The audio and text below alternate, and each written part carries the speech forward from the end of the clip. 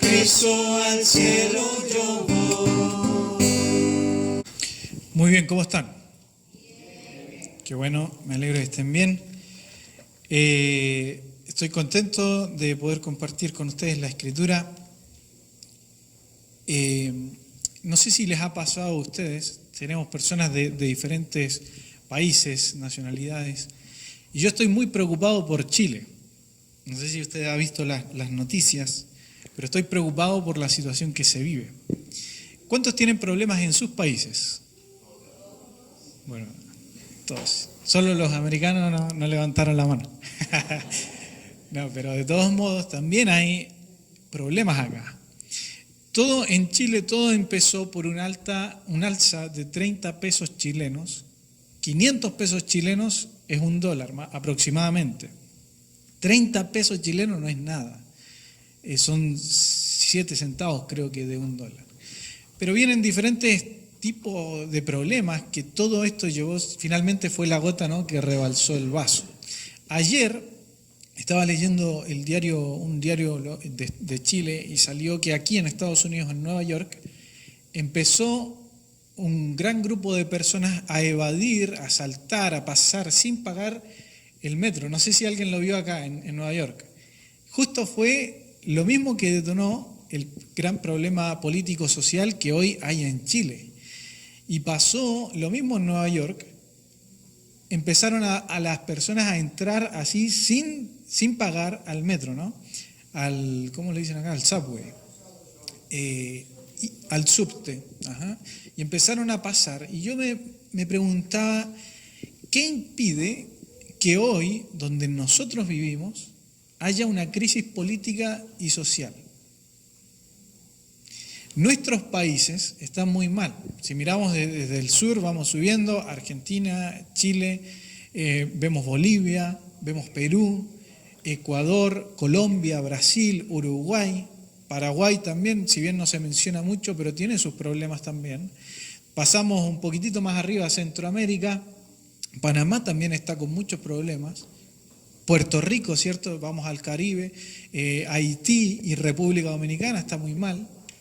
Me salté otros países ahí entre Centroamérica, pero si miramos el continente, está bastante mal la situación, ¿no? Brasil también creo que lo mencioné. Entonces, vivimos tiempos difíciles, hermano, ¿o no? Hay una crisis muy importante. Si bien todo lo que estoy mencionando, tenemos crisis política, pero la verdad es que el mundo habla también de otros tipos de crisis. Por ejemplo, crisis social, tenemos la crisis económica, tenemos una crisis ambiental, todos los que luchan, ¿no?, por esto que está tan de moda, se me fue la palabra, el calentamiento global, todos los que están hoy luchando por ciertas cosas, derechos, el mundo vive en una crisis. Y si lo llevamos ya a un plano más personal, tenemos crisis familiar, tenemos crisis personal, si es que ya llevamos a mirar nuestra propia vida. Si miramos más en el interior, llegamos a una crisis sentimental, emocional. Pero todo esto, hermanos, sale de la crisis espiritual en la cual se vive. Y usted puede ver su vida, yo puedo ver mi vida, y veo que hay una crisis espiritual en la cual nos puede llevar a grandes problemas. Siempre que hay una crisis espiritual, la cosa no termina bien. A menos que el Señor, cierto, nos rescate del pozo cenagoso y ponga nuestro pie sobre peña, como dice el Salmo. Entonces, ¿quién nos asegura que hoy, acá donde nosotros vivimos, no puede haber una crisis? Yo le pregunto a usted, ¿está preparado para esa crisis? Si vamos a nuestros países, si volvemos allá y vivimos en medio de esta crisis, ¿estamos preparados para poder enfrentarla? Necesitamos convicciones. Eso es lo que necesitamos.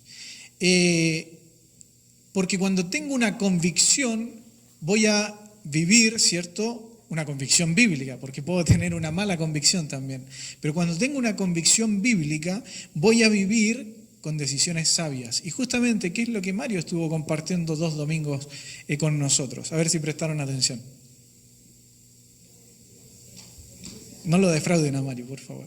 Decisiones, correcto. Estuvimos viendo decisiones sabias. ¿En qué libro estuvimos viendo? Si bien vimos algunos versículos, en Hechos también, pero vamos a Daniel. Vamos a ir al libro de Daniel y allí vimos el ejemplo de Daniel. Y yo quiero continuar un poco con esto. Quiero que abran sus Biblias en Daniel y vamos a orar. Daniel, y vamos a ir viendo algunos versículos a través de los capítulos. Padre Celestial, gracias por este día, gracias Señor por tu palabra que es viva, que es eficaz. Señor, habla nuestras vidas y que Señor salgamos de este lugar transformados, renovados, animados Señor por tu palabra. Gracias por todo, oramos en el nombre de Cristo Jesús. Amén. En Daniel capítulo 1 podemos ver que Daniel fue sacado de su tierra junto con sus amigos, ¿cierto? No voy a ahondar mucho, puesto que Mario ya explicó bastante en cuanto a esto. Pero sacaron a Daniel, ¿quién más se menciona? Los amigos, Sadrac, Mesac y Abednego, ¿cierto? Ellos son los amigos, los 4 amigos que estaban allí. ¿Sabe usted cuántas personas aproximadamente se sacaron de sus tierras de Judea, de sus alrededores en este tiempo, en este momento que describe la Biblia? Alrededor de 10.000 personas, jóvenes. Los estudiosos mencionan esta gran cantidad, 10.000 personas. ¿Cuántos se mencionan entre todo este cautiverio que hubo? 4. Es muy llamativo, porque ellos marcaron la diferencia. Otros 9.996 no lo hicieron. ¿Perdón? Sí, bueno, sí, es cierto. Pero también lo que vemos aquí en este pasaje, justamente estoy mencionando en cuanto a este capítulo, ellos marcaron la diferencia. Pero ¿sabe qué? Los babilonios empezaron a atacar directamente, ¿qué cosa? Su pensar. Primero los sacaron de su tierra.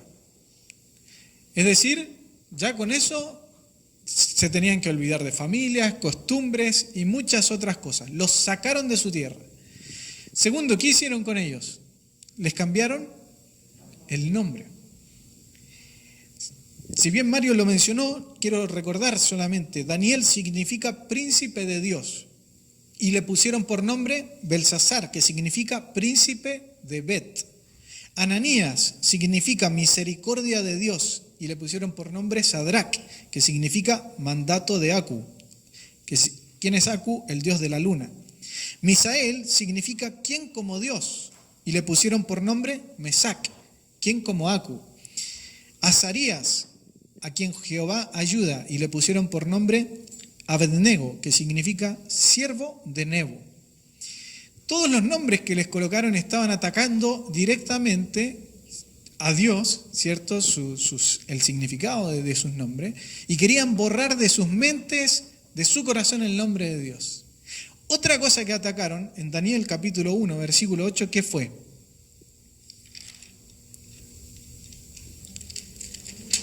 La comida, ¿cierto? La dieta. Bien dijo, Mario lo explicó, solamente estoy haciendo un poco de repaso, pero bien dijo que todas estas comidas eran previamente sacrificadas a los ídolos. Entonces, los babilonios querían cambiar su mente, su corazón, y que se olvidaran de Dios. Que se olvidaran de Dios. Y ellos pudieran empezar a tomar sus costumbres, adorar sus dioses y hacer todas las cosas que ellos hacían. Querido hermano, tenemos que fortalecer nuestra mente y nuestro corazón. Muchas veces nos preocupamos solo del corazón, y está bien, porque del corazón mana la vida. Pero tenemos que tener cuidado también ¿con qué? Con la mente, con lo que pienso. Fíjese que la Biblia nos habla, por ejemplo, de la raíz de amargura, un resentimiento de odio contra otra persona. ¿Todo empieza dónde? es una semilla que se siembra y la raíz ¿hacia dónde baja? Bueno, ya lo dije. ¿Hacia dónde va? Hacia abajo, ¿no? Entonces empieza todo acá en el pensamiento y bajan sus raíces y llegan hasta contaminar el corazón. Por eso tenemos que identificar de inmediato un mal pensamiento y llevarlo cautivo, 2 Corintios, a la presencia de Dios. Filipenses capítulo 4 nos dice: por nada estéis afanosos, si no sean conocidas vuestras peticiones delante de Dios en toda oración y ruego, con acción de gracia. Y la paz de Dios, que sobrepasa ¿qué? Todo entendimiento, guardará vuestros corazones y vuestros pensamientos en Cristo Jesús. A veces pensamos solamente en el corazón, pero también tenemos que tener mucho cuidado con el pensar. Por eso en el siguiente versículo de Filipenses capítulo 4, en el versículo 8 dice: hermanos míos, justo se me fue la manera que empieza, pensad todo lo que es lo bueno, todo lo justo, todo lo amable, todo lo puro, si hay virtud alguna, si algo digno de alabanza, en esto pensad.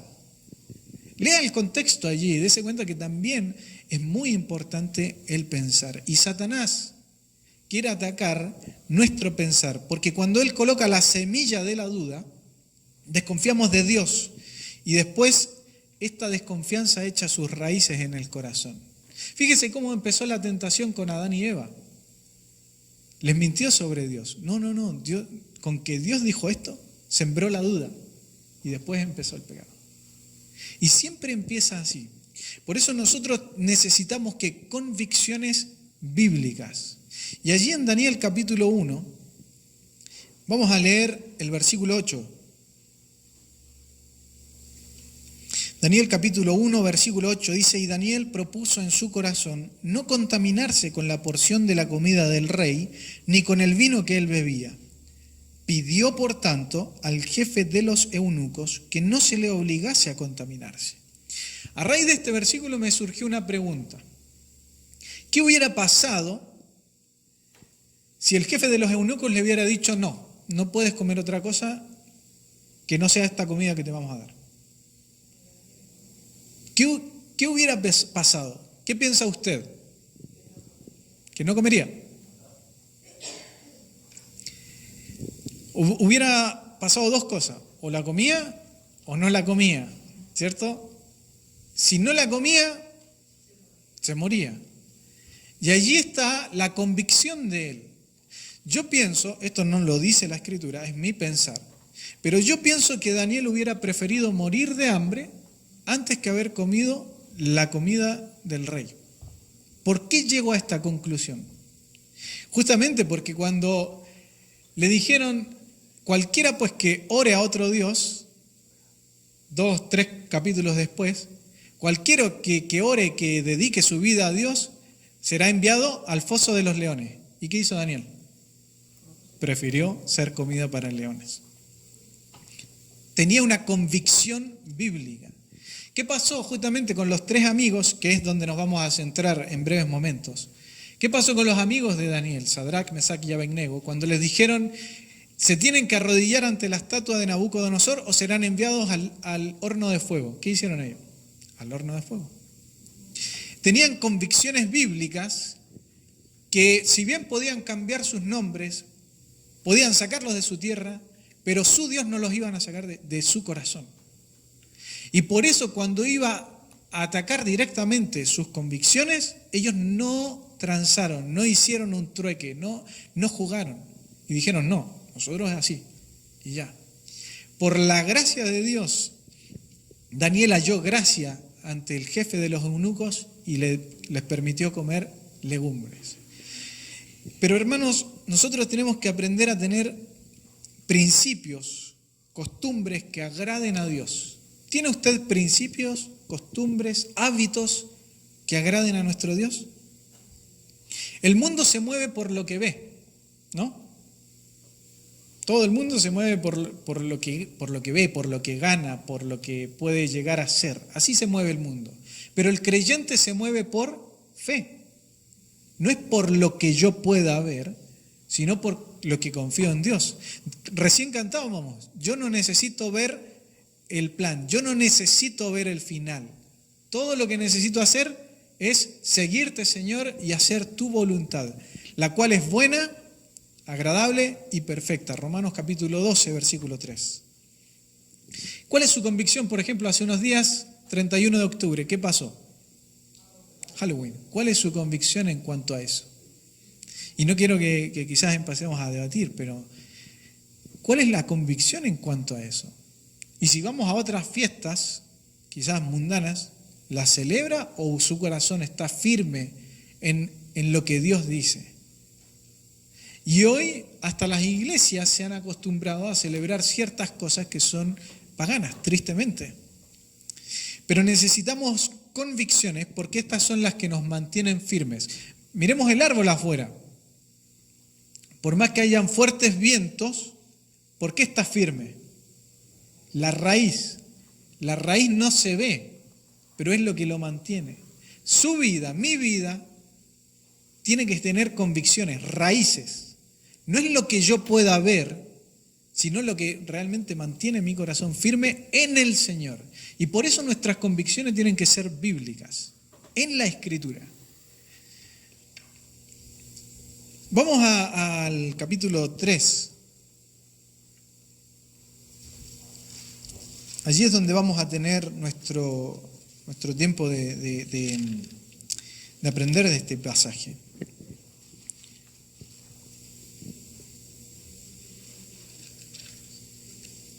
Daniel, capítulo 3, es donde vamos a ver. Y pensamos un poco, querido hermano, que nosotros necesitamos convicciones, con hábitos, con costumbres, ¿cierto? Se me fue la otra palabra. Hábitos, convicciones, principios, gracias Mario, principios bíblicos que podamos tener. Algo muy interesante y de lo cual no se habla mucho es que también tenemos que tener principios de política bíblica. ¿Usted ha pensado en eso? A veces no lo pensamos, pero también tenemos que tener principios políticos. Y lo menciono porque hoy vivimos una crisis de política a nivel continental. ¿Y cuál es su postura? ¿Cuál es su pensar frente a la política? Muchos dicen la política no es para el creyente. ¿Lo ha escuchado? Permítame, este es mi pensar. Yo pienso que por ese pensar la política está como está. Porque yo como creyente cedo el lugar al inconverso y lo toma un inconverso. Nosotros como creyentes cedimos terreno. Dejamos el lugar de la política y dijimos, no, la política no es para el creyente. Y nos fuimos echando hacia atrás y dejando lugar a aquellas personas que hoy gobiernan. Por eso no tenemos políticos creyentes que puedan poner buenas leyes. Pero usted sabe que en la Biblia hay personas que estaban en lugares estratégicos, que estaban en puntos muy importantes. Menciono 4, Daniel, Sadrac, Mesac y Abednego. Ellos estaban en lugares privilegiados e importantes. Otro, José, segundo de Egipto. Moisés, podemos decir, llevó adelante la nación de Israel. Pablo, también. Y así podemos continuar mencionando otras personas que estaban en cargos importantes. Por eso yo quiero que usted también piense en este tiempo sobre la política, porque es un tiempo en el cual nuestro continente, nuestros países están teniendo problemas. Y si hoy viene este problema de Estados Unidos, ¿cuál va a ser su convicción? Vamos a leer Daniel capítulo 3. Y hay varios versículos. Mario, si tú tomas mi micrófono y si me ayudas con la lectura. Quiero que leamos todo el capítulo, Mario, por favor. Está habilitado. Daniel 3, del 1, todo el capítulo. El rey Nabucodonosor hizo una estatua de oro cuya altura era de 70 codos y su anchura de 6 codos. La levantó en el campo de Dura, en la provincia de Babilonia, y envió el rey Nabucodonosor a que se reuniesen los sátrapas, los magistrados y capitanes, oidores, tesoreros, consejeros, jueces y todos los gobernadores de las provincias para que viniesen a la dedicación de la estatua que el rey Nabucodonosor había levantado. Fueron pues reunidos los sátrapas, magistrados, capitanes, oidores, tesoreros, consejeros, jueces y todos los gobernadores de las provincias a la dedicación de la estatua que el rey Nabucodonosor había levantado, y estaban en pie delante de la estatua que había levantado el rey Nabucodonosor. Y el pregonero anunciaba en alta voz: mándase a vosotros, oh pueblos, naciones y lenguas, que al oír el son de la bocina, de la flauta, del tamboril, del arpa, del salterio, de la zampoña y de todo instrumento de música, os postréis y adoréis la estatua de oro que el rey Nabucodonosor ha levantado. Y cualquiera que no se postrase y adore, inmediatamente será echado dentro de un horno de fuego ardiendo. Por lo cual, al oír todos los pueblos el son de la bocina, de la flauta, del tamboril, del arpa, del salterio, de la zampoña y de todo instrumento de música, todos los pueblos, naciones y lenguas se postraron y adoraron la estatua de oro que el rey Nabucodonosor había levantado. Por esto, en aquel tiempo algunos varones caldeos vinieron y acusaron maliciosamente a los judíos. Hablaron y dijeron al rey Nabucodonosor: Rey, tú, oh rey, has dado una ley que todo hombre al oír el son de la bocina, de la flauta, del tamboril, del arpa, del salterio, de la zampoña y de todo instrumento de música, se postre y adore la estatua de oro, y el que no se postre y adore sea echado dentro de un horno de fuego ardiendo. Hay unos varones judíos, los cuales pusiste sobre los negocios de la provincia de Babilonia, Sadrac, Mesac y Abed-nego. Estos varones, oh rey, no te han respetado, no adoran tus dioses, ni adoran la estatua de oro que has levantado. Entonces Nabucodonosor dijo con ira y con enojo que le trajesen a Sadrac, Mesac y Abed-nego. Al instante fueron traídos estos varones delante del rey. Habló Nabucodonosor y les dijo: ¿es verdad, Sadrac, Mesac y Abed-nego, que vosotros no honráis a mi Dios ni adoráis la estatua de oro que he levantado? Ahora pues, ¿estáis dispuestos para que, al oír el son de la bocina, de la flauta, del tamboril, del arpa, del salterio, de la zampoña y de todo instrumento de música, os postréis y adoréis la estatua que he hecho? Porque si no lo adorareis, en la misma hora seréis echado en medio de un horno de fuego ardiendo. ¿Y qué Dios con minúscula será aquel que os libre de mis manos? Sadrac, Mesac y Abed-nego respondiendo al rey Nabucodonosor, diciendo: no es necesario que te respondamos sobre este asunto. He aquí nuestro Dios, a quien servimos, puede librarnos del horno de fuego ardiendo, y de tu mano, oh rey, nos librará. Y si no, sepas, oh rey, que no serviremos a tus dioses, ni tampoco adoraremos la estatua que has levantado. Entonces Nabucodonosor se llenó de ira y se demudó el aspecto de su rostro contra Sadrac, Mesac y Abed-nego, y ordenó que el horno se calentase 7 veces más de lo acostumbrado. Versículo 20, y mandó a hombres muy vigorosos que tenía en su ejército que atasen a Sadrac, Mesac y Abed-nego para echarlos en el horno de fuego ardiendo. Entonces estos varones fueron atados con sus mantos, sus calzas, sus turbantes y sus vestidos, y fueron echados dentro del horno de fuego ardiendo. Y como la orden del rey era apremiante, y lo habían calentado mucho, la llama del fuego mató a aquellos que había alzado a Sadrac, Mesac y Abed-nego, y estos 3 varones, Sadrac, Mesac y Abed-nego, cayeron atados dentro del horno de fuego ardiendo. Entonces el rey Nabucodonosor se espantó y se levantó apresuradamente y dijo a los de su consejo: ¿no echaron a 3 varones atados dentro del fuego?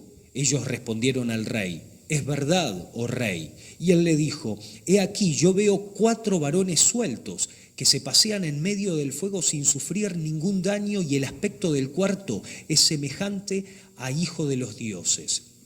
Entonces Nabucodonosor se acercó a la puerta del horno de fuego ardiendo y dijo: Sadrac, Mesac y Abed-nego, siervos del Dios Altísimo, salid y venid. Y entonces Sadrac, Mesac y Abed-nego salieron de en medio del fuego y se juntaron los sátrapas, los gobernadores, los capitanes y los consejeros del rey para mirar a estos varones cómo el fuego no había tenido poder alguno sobre sus cuerpos, ni aun el cabello de sus cabezas se había quemado, sus ropas estaban intactas y ni siquiera olor de fuego tenían. Entonces Nabucodonosor dijo: bendito sea el Dios de ellos, de Sadrac, Mesac y Abed-nego, que envió su ángel y libró a sus siervos que confiaron en él y que no cumplieron el edicto del rey y entregaron sus cuerpos antes que servir y adorar a otro Dios con minúscula que su verdadero Dios. Por lo tanto, decretó que todo el pueblo, nación o lengua que dijese blasfemia contra el Dios de Sadrac, Mesac y Abed-nego sea descuartizado y su casa convertida en muladar, por cuanto no hay Dios con minúscula, que pueda librar como éste. Entonces el rey engrandeció a Sadrac, Mesac y Abed-nego en la provincia de Babilonia. Gracias, Mario. Hermoso capítulo en el cual podemos tener una hermosa historia y con lecciones para nuestras vidas. Como decía, necesitamos convicciones políticas también. Si bien este era otro tiempo, otro contexto, otro lugar, nosotros vivimos otra historia diferente. No tenemos rey, de hecho, tenemos presidente, es muy diferente. Pero ¿sabe que la Biblia nos habla en cuanto a la política? Y, por ejemplo, nos dice que debemos orar por aquellos que gobiernan, ¿cierto? Y yo le pregunto, ¿ha orado usted en esta semana por los gobernantes? Y probablemente no lo hemos hecho. ¿Ha orado, para qué hablar, durante el mes? Solo lo hacemos en las elecciones, ¿cierto? Y allí sí oramos y Dios, por favor, dirige. Pero incluso tampoco votamos, lo cual es muy interesante, porque queremos que Dios traiga a alguien bueno para dirigir, pero no damos el voto. ¿Se da cuenta? Entonces son cuestiones muy interesantes. Yo quiero que venga un buen gobernador en Chile y nunca voto. Entonces, ¿cómo puede ser así? Nosotros tenemos que aprender, querido hermano, a orar, pero también a tomar nuestros derechos como ciudadanos. Quizás obviamente estamos en un país extranjero, pero quizás el Señor en unos meses nos lleva a otro lugar o nos regresa a nuestro país. Quizás podemos ser ciudadanos de este país, no lo sabemos, pero quiero que entendamos esas cosas, porque es muy importante tener convicciones políticas también. Ellos toleraron todo hasta que llegó un punto. Les cambiaron el nombre, bien, está bien, lo toleramos. Nos cambian la comida, bueno, podemos hablar, veremos qué pasa. Pero llegó un momento que fueron probados, que sus convicciones llegaron al punto que le dijeron, tienen que arrodillarse ante esta estatua. Y ese fue el punto cúlmine de probar su fe. Y allí ellos no transaron. Hasta ese momento toleraron todo, pero cuando le dijeron adoren a otro Dios, no, preferimos morir. Preferimos morir. No vamos a adorar la estatua de Nabucodonosor. No lo vamos a hacer.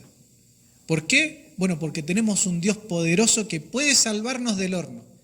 Y si no nos salva, tampoco lo vamos a adorar. Entonces, tenemos que aprender de este ejemplo de ellos, que nosotros también tenemos que respetar a la autoridad. Fíjese que hoy, por ejemplo, se habla mucho de la rebeldía. Rebélense, el pueblo que se rebele contra el gobierno. ¿Está bien o está mal? Está mal. Todo tipo de rebeldía, ¿de quién viene? ¿Quién fue el primero en rebelarse? Satanás. Toda rebelión es diabólica. Y Jesús le dijo, vosotros queréis hacer los deseos de su padre, le dijo a los fariseos, ¿cierto? Hablando de la mentira. Y toda rebelión es diabólica, hermano. Nosotros tenemos que aprender a hacer las cosas con el orden que Dios ha establecido. Aprender a votar en el momento que hay que votar. Aprender a orar por ellos, no solo cuando está todo en aprietos, sino aprender a hacerlo desde ya, hoy, antes, por nuestros gobernantes. Entonces, todas estas son convicciones que tenemos que ir aprendiendo. Orar. Aprenda a orar por los políticos, por los gobernantes, por nuestros países. Aprendamos a hacerlo, porque la verdad es que creo que oramos muy poco por ellos. Y mejor aún, que conozcan a Cristo Jesús como su Salvador. Yo no puedo llegar al presidente, pero ahora puedo orar para que alguien llegue hasta él con el Evangelio de Jesucristo y le pueda predicar. Y ojalá pueda conocerle. ¿Y por qué no orar por eso, no? Para que alguien pueda compartir con ellos las buenas nuevas. Si yo puedo hacerlo, buenísimo. Quizás el lenguaje también, la lengua no lo impide, pero podemos orar hoy por ellos. ¿Alguien conoce a Jack Phillips? Nadie. Bueno, él es un pastelero que en el año 2018, hace un año atrás, le pusieron una demanda. ¿Cuál fue la demanda? Ahí lo leíste, ¿no, Sarita? ¿Sí? Bueno, la demanda fue que le dijeron, una pareja homosexual le dijeron que querían hacer un pastel, ¿cómo? Para su boda, ¿cierto? Gracias. Un pastel para su boda. Y él dijo, yo estoy en contra del homosexualismo, no puedo hacer este pastel para ustedes. Ese pastel va contra mis convicciones bíblicas. Y lo dice así, y está en las noticias, usted lo puede leer, busque allí, googlee Jack Phillips, y allí está. Y le pusieron una demanda que finalmente ganó él, pero es interesante porque su convicción llegó a un punto que se puso a prueba. Nuestras convicciones también va a llegar a un punto que van a ser probadas, tal como Sadrach, Mesach y Abednego, que llegaron al momento de la prueba. Hoy los pastores también están llegando a ser probados, porque los homosexuales están llegando a las iglesias pidiendo que se les case, ¿cierto? ¿Y cuál es la convicción del pastor? Tiene que ser bíblica, ¿no? Tal como todos nosotros. Nosotros, queridos hermanos en la fe, tenemos que tener convicciones bíblicas. Y estoy hablando quizás de ese tema, pero vámonos al trabajo. ¿Cuál es su convicción en el trabajo? Usted, para llegar a otra posición, para escalar a otra posición mejor, ¿tiene que mentir? No. Para que usted pueda subir de posición, ¿tiene que hablar mal de sus compañeros? No. Pero tristemente a veces lo hacemos. Entonces nuestras convicciones no solamente tienen que estar en el hogar, en la política, nuestras convicciones tienen que estar en el trabajo, en la casa, en la soledad, en compañía, en la calle. En todo lugar tenemos que tener ¿qué? Convicciones. Porque las convicciones son las que nos llevan a estar firmes en el Señor. Por eso necesito tener convicciones bíblicas. Porque cuando todos sabemos, creemos que esta es la verdad, la única verdad y autoridad para el creyente. Y cuando algo va en contra de la Escritura, hasta ahí nomás llega, ¿no? Pero ¿cuáles son sus convicciones bíblicas? Querido hermano, volviendo a este ejemplo de los tres amigos, Sadrach, Mesach y Abednego, he dividido el pasaje en tres. Primero, del 1 al 7, si bien ya lo leímos. Ellos fueron confrontados con sus convicciones.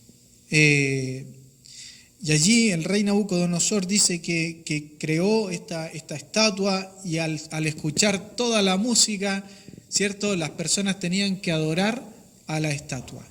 Aquella fe, esta convicción fue confrontada. Va a haber un momento en su vida, en mi vida, que nuestra fe va a ser confrontada, que nuestras convicciones van a ser confrontadas.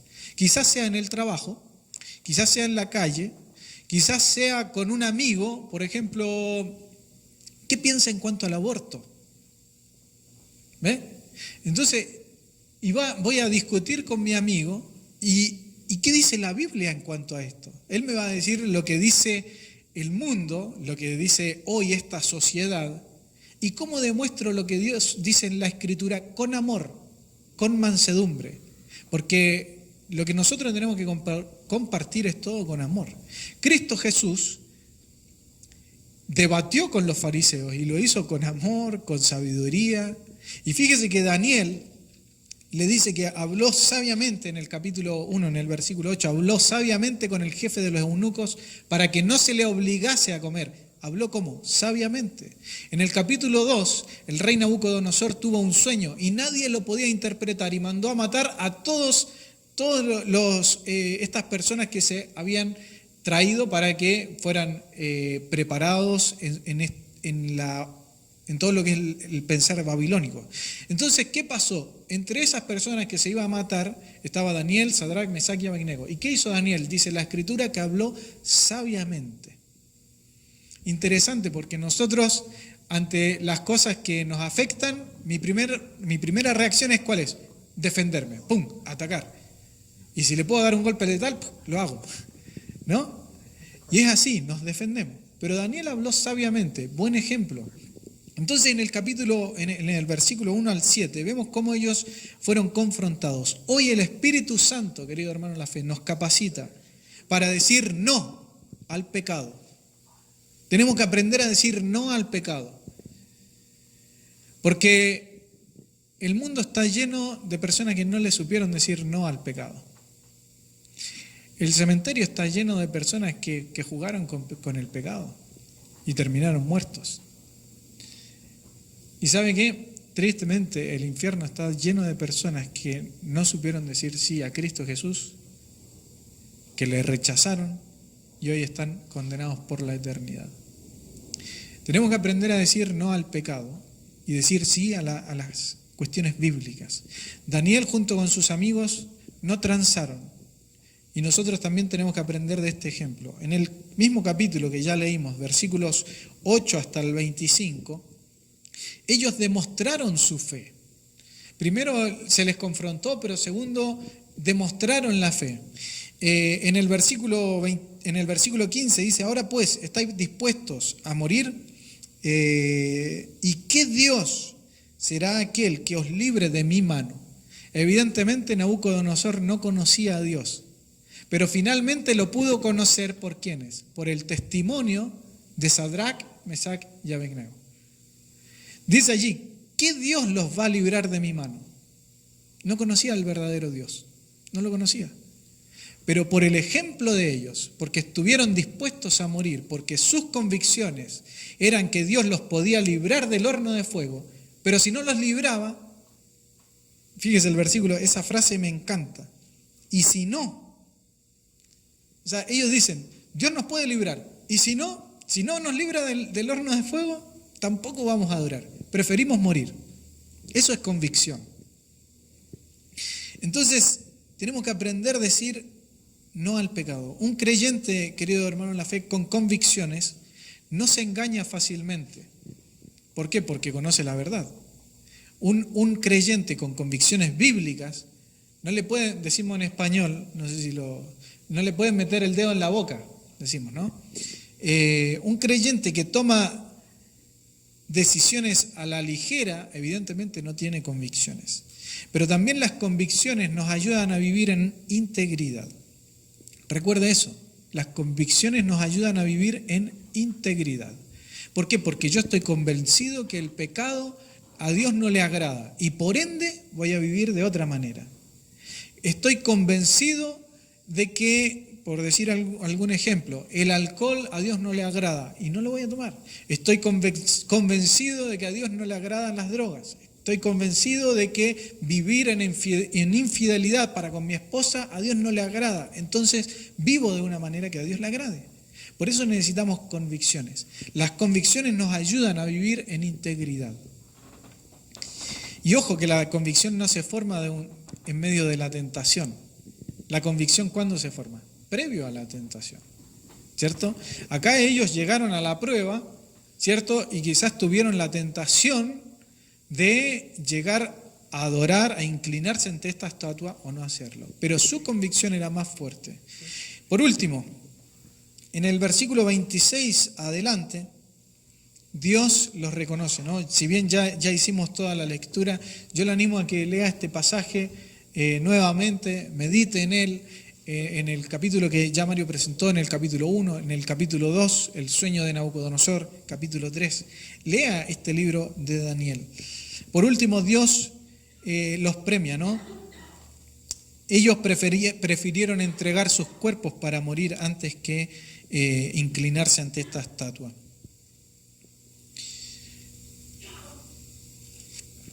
Querido hermano en la fe, la prueba ellos pasaron por una prueba, pero la prueba para nosotros es uno de los pocos momentos que podemos demostrar que amamos a Dios. Por eso no nos quejemos en medio de la prueba, podemos aprovecharla como un momento para decir, Dios te amo, Dios te obedezco, Dios te alabo, tal como lo hicieron Sadrach, Mesach y Abednego, quienes vivían con convicciones. Vamos a terminar con 2 de Corintios, capítulo 12, 2 de Corintios, y ya terminamos con esto. 2 de Corintios 12, versículos 9 y 10. Tenemos que recordar que nuestra vida va a ser probada. Querido, ¿quién está pasando hoy por una prueba? Bueno, evidentemente podemos orar por ustedes. Betty, Rita, Mario. Podemos orar por ellos. Si no está pasando hoy por una prueba, prepárese porque va a pasar por una. Porque Dios utiliza la prueba para sacar lo mejor de nosotros. Y por eso necesitamos ¿qué? Convicciones. Vamos a 2 Corintios 12, versículos 9 al 10. Dice así, Pablo hablando en medio de un problema que tenía en la enfermedad de salud, dice, y Dios me ha dicho, bástate mi gracia, porque mi poder se perfecciona en la debilidad. Por tanto, de buena gana me gloriaré más bien en mis debilidades, para que repose sobre mí el poder de Cristo. Por lo cual, por amor a Cristo, me gozo en las debilidades, en afrentas, en necesidades, en persecuciones, en angustias, porque cuando soy débil, entonces soy fuerte. Él estaba pasando por un problema de salud, otro tipo de problema. Pablo, los tres amigos estaban en otro tipo de problema. Acá Pablo tenía un problema de salud y le dice, Señor, por favor, ayúdame, no aguanto más. Dios le dice, hasta que yo quiera. Y allí entendió que el poder de Dios en medio de su enfermedad podía revelarse y él podía gozarse. Pero me llama la atención el versículo 10. Por lo cual, por amor de Dios, me gozo en las debilidades, en afrentas, en necesidades, en persecuciones, en angustias, porque cuando soy débil, entonces soy fuerte. Nosotros necesitamos convicciones. ¿Cuál es la primera convicción que hoy puedo sacar? Es que yo soy débil. Por ende necesito al Señor. Yo no lo puedo todo, pero Dios sí. Mis recursos, y mira mi bolsillo está vacío, mis recursos son muy pocos. Pero el Señor no tiene fines de recursos. Yo no tengo todo el conocimiento para sanar la salud de cualquier persona, pero Dios sí, Dios es el mejor médico. Y por eso, ante cada dificultad, necesidad, problema de salud, problema de trabajo, problema político, problema social, crisis económica, crisis para todas las crisis que el mundo quiere, ¿cuál es la solución? Dios. Pero tengo que entender que yo soy débil, que yo no puedo hacer nada y que todo lo puedo en Cristo porque Él me fortalece. Filipenses capítulo 4, versículo 13. Aprendamos, querido hermano, la fe a depender de Él en todo momento. Nuestras convicciones le van a agradar a Dios. Y yo espero que en esta mañana, al salir de acá, mediten lo que es una convicción. Medite en eso y pueda tener convicciones políticas y aprendamos a orar por nuestros gobernantes, que aprendamos a tener hábitos, costumbres que agraden a Dios, que esto sea una convicción. Por ejemplo, un buen hábito, lectura bíblica, un buen hábito, oración, venir a la iglesia y así, muchas otras cosas más. Vamos a orar, a agradecer a Dios por este tiempo y a pedirle que Él nos ayude porque evidentemente necesitamos convicciones en medio de un mundo que se mueve por la mentira, en medio de un mundo que está inseguro, en medio de un mundo que está inestable. El creyente puede estar firme y seguro en el Señor. Vamos a orar. Padre, gracias por este día, gracias, querido Dios, por el ejemplo bíblico de Daniel, Sadrach, Mesach y Abednego, Señor, que no transaron, Señor, con sus convicciones, sino que muy por el contrario ellos prefirieron dar su vida, Señor, para alabarte, para agradarte. Y quizás hoy nosotros vivimos otra realidad en la cual quizás no vamos a morir, pero sí nos vendemos por muy poco. Y nuestras convicciones, Señor, no son firmes. Ayúdanos a pensar en esto, para que nuestras convicciones, Señor, sean bíblicas, en lo personal, en lo familiar, con nuestras amistades, en lo político, Señor, como también en cuestiones tan sencillas en las cuales podemos alabarte o entristecerte. Querido Dios, ayúdanos a pensar en esto y que con nuestra vida cada día te alabemos, porque tú eres el único merecedor de la honra y la gloria. Gracias, Padre, por todo. En el nombre de Cristo Jesús. Amén.